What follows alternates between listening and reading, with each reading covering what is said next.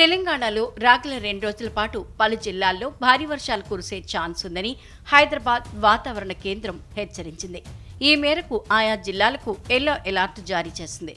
బుధ, గురువారాల్లో పలుచోట్ల తేలికపాటి నుంచి మోస్తరు వర్షాలు కురిసే అవకాశం ఉందని పేర్కొంది. ఆదిలాబాద్, ఆసిఫాబాద్, మంచిర్యాల, నిర్మల్, నిజామాబాద్, జగిత్యాల, రాజన్న సిరిసిల్ల, భూపాలపల్లి, ములుగు, భద్రాద్రి కొత్తగూడెం, ఖమ్మం, సూర్యాపేట, మహబూబాబాద్, వికారాబాద్, సంగారెడ్డి, కామారెడ్డి, మహబూబ్ నగర్, వనపర్తి, నారాయణపేట జిల్లాల్లో అక్కడక్కడ భారీ వర్షాలు కురిసే అవకాశం ఉందని పేర్కొంది.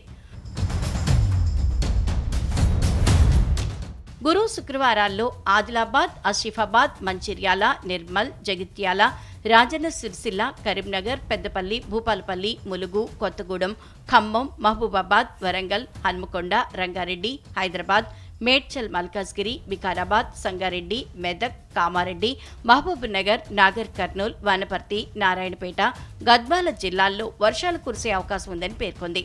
ఉరుములు, మెరుపులతో పాటు గంటకు 30 నుంచి 40 కిలోమీటర్ల వేగంతో ఈదురుగాలులు వీస్తాయని పేర్కొంది.